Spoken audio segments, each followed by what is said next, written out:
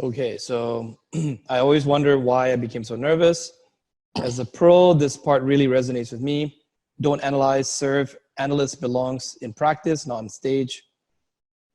Yeah, and then people talk about, yeah, that's a good point. You know, or you should visualize your audience in their underwear.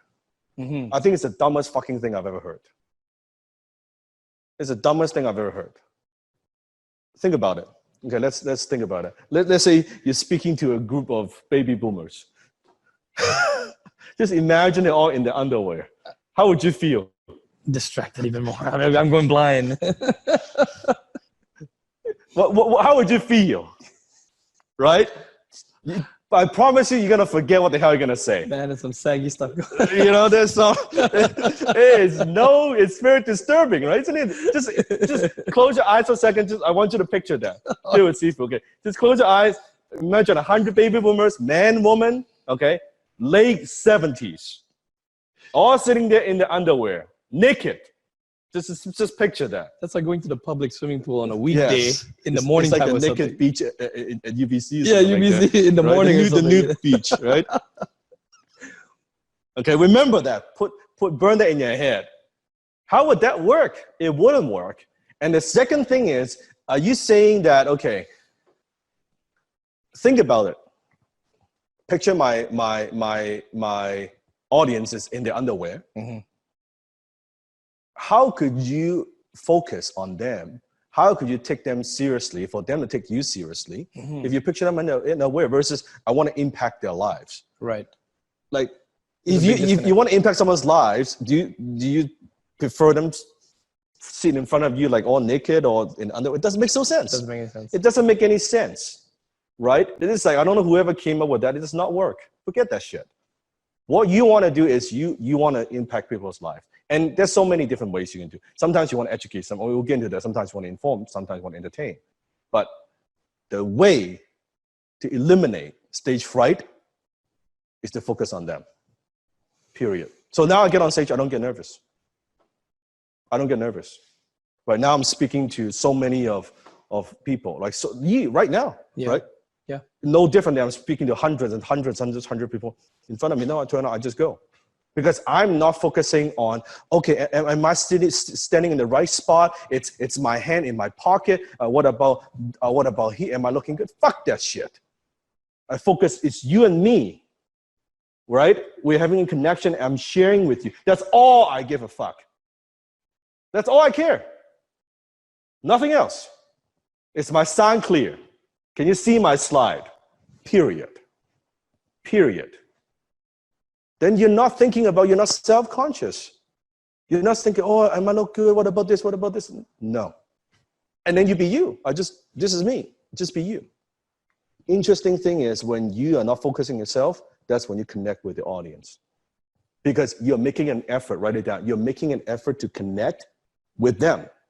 You're not making an effort to look good. You're making an effort to connect. They would know it. They would feel it. They would sense it. And then they want to connect with you. They could tell. Couldn't you tell? How many of you have ever seen a speaker? In spite of what he does, you just feel no connection. You feel like, I don't connect with this guy. I don't know why. I just don't connect with the speaker. Or how many have incidents where the minute someone's on stage, you've seen them, it's like, I don't know why. Mm-hmm. I connect. I want to listen more. So Steve, we have a question from Nathan Smith. One question I have that I've always been curious in regarding eye contact. How do you know when to switch from one person to another? Nathan, fantastic question. Very simple. So let's say if you are speaking to a group of, let's say 50, 60 people. Yep. What you want to do is you want to make one-on-one eye contact. So imagine, let's say Desmond is in the audience, right? Let's say I'm speaking to 50 people, right? Hypothetically, I would be making connection. I would stay here for a few seconds. I'm making connection. Yes. And I'm making connection. You can do that with like small groups, 30, 40, 50 people, maybe even 60 people. You could do that. And it's not just the front people, some people, everybody, you're looking, some people you're looking. So you can see, this is on camera, but imagine if I have 50 people like right here, I'll be doing this, I'll be presenting, right? I'll be talking, and I'm connecting. Make sense? Now, if you're speaking to a larger group, like hundreds of people, you will not be able to do that because you'll be so busy. You'll be like trying to make eye contact with hundreds of people. That would not work. So what I do is if I'm speaking to a larger group, I will scan. Just imagine like a laser beam, you would scan. I call that scanning the room. Okay. And you would scan from this, like let's say audience here, this side all the way to here. And then you're presenting, and then you scan. And maybe you stay there a little bit, like you imagine laser, right? And then you scan. So do you create zones, perhaps? You could create zones. Yep. Yeah, but you're scanning. You're scanning kind of there. Sometimes maybe I make a quick eye contact here and there, but sometimes I just focus on their forehead, and I would just scan. So I don't leave anyone out. Right. Right. Sifu, when you had me speak at the Closes in Black event last year, there was about 1,000 people in the room, so they're all round tables with 10. I remember being quite terrified even for that event, but I remember focusing on certain round tables, right? Yeah, and just making sure that I looked at a different table. You could do that. I mean, I didn't really look at anyone particular, but a lot of people came up to me and said, you were looking right at me. Yeah. The truth of the fact was, I think I was just looking straight at the table, not at the people. But the audience would feel the connection. Yeah. Is this making sense? Thank you so much for your advice. Now, there's a couple of questions, or not questions, but statements. So Mayumi Hisagami, I cannot eye contact too when I talk to people. Mayumi, is it, I don't want to make any assumptions. Did you grow up in Japan? Because if you did grow up in Japan, I do know in Japan, you're not supposed to look people in the eye. So it could be a cultural thing. Yeah. If you do live in Western countries now, then eye contact is very important. Yeah. And then for, and Antu, I used to be really self-conscious. Then I joined a personal development group 4 years ago. When it was my turn to speak to a large group, I just shifted the focus from myself to what kind of value I could add to the group. That got rid of my nervousness, but I never made the connection until now. Thank you, Sifu. Exactly. Now you get it. Because you're not focusing on yourself, focusing on others. Okay? So always when you're presenting, come from service. I could guarantee you come from ego, you always get nervous. Because you're so protective of your ego. You always get nervous. Doesn't matter what technique that I teach you, doesn't matter. But if you come from a place of service, you'll never get nervous.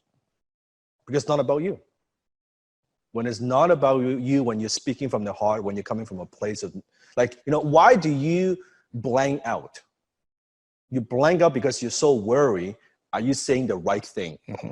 Am I saying the right next line? Am I gonna forget certain sentences? Your mind is trying to find that file very, very quickly while so many things are going on. And that's why it's blank. Sifu, we got another question from Denny. Denny in Indonesia. Question: how do you avoid the ums and ahs in your speech? I know it's annoying. I'll go into that. I'll teach you. I'll go into that in just a moment. Should you avoid looking at your own slides completely when speaking? No, I look at my slides. My slides is here. But what not to do is the entire presentation. Yeah, you don't want to be like... Do you remember one of the presentations that I fucked up? Like the whole fucking 20 minutes like this. You don't want to do that. My slides is right here, right? There was another member, he put us up on stage, and our entire presentation was just staring at the... I didn't even look at the audience. We just kept reading off the slides. What Des did is because there's no monitor, the slide is here, right? Yes. So his whole thing was he's present the whole thing like just like this, like the entire thing. Yeah, myself and my partner, we both of us, like over an hour and a half of us, 90% of the time looking at the slides. Like that. You want to be looking at that. So if you have slides in front of you, or you have a little computer here, or you look back to the audience, look a little bit back to the audience, and then you're okay. So Curtis is asking, how do you overcome that? You overcome that by making the decision. It is not a technique, it's a switch. You can make that switch like this. How quick? Like this. Once you make the switch when you're on stage, you don't get nervous. Once you get where you kind of find the switch, that moment before step on stage, focus on your audience. Come from service, come from care. You go. And then just do your thing. When you do it with enough repetition, then you don't worry about it at all. That's the difference. So Sifu, just back to the whole thing about reading the slides. Reading the slides are the worst habits for me. And I think you taught me to overcome that because I read slides because I was not prepared, right? So I know you're going to cover that as well today. Yeah. So if you're reading slides means you have not rehearsed enough times. Yeah, it's- You don't have it's to a switch. memorize the entire presentation, but you should know it at least about a good 75 to 80% in your head if you're speaking from conviction. Mhm. And the slides are just there to give you cue points, not for you to read off. That was my mistake. Look, I read off the entire. most of DoD class, 3 hours, 2.5 hours. That's a 2.5 hour, 3 hour, 3.5 hour speech, quote unquote. If I was to script out the whole thing, there would be, I don't know, even hundreds and hundreds and hundreds of pages, right? No, the slide most of the time, just so you know, it's not for the audience. Myself, a lot of speakers, they create a slide for the audience. The slide is actually more for my own outline. So I know what I'm going to talk about, right? Because I only talk about what I know. So it's just more for, okay, I remember point 1, point 2, point 3, right? But it's on screen so you could see it, but it's really mainly for myself, what I want to talk about. So I don't forget any important points, so I don't miss anything. Makes sense. Okay, That's right. Coming from care, You coming make from a switch. service. It's a switch. Just mentally, I'm going to make that switch. I'm not going to focus on myself. Boom. And then you do it. Do you visualize before each presentation? I think we kind of covered that. Yes. I'll cover that. I'll cover that in just a moment. Okay, so for now, knowing, make the audience the star, turn your mind off yourself. Just your audience is the star, not you.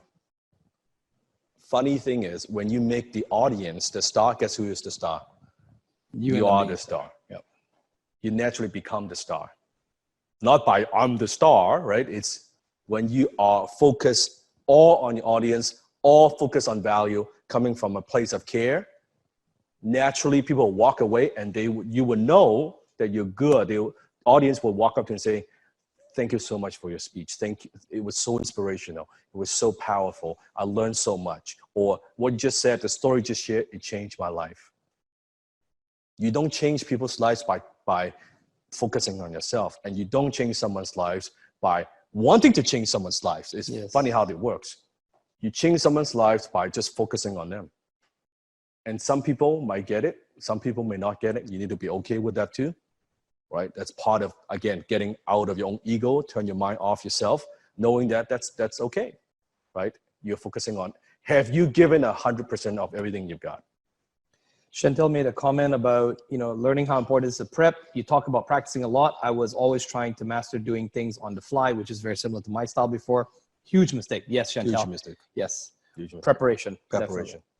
And then Tony asked, will you go into how to serve the audience when you choose how to focus on them, business versus casual? Yeah, I'll go into that. I'll go into that as well.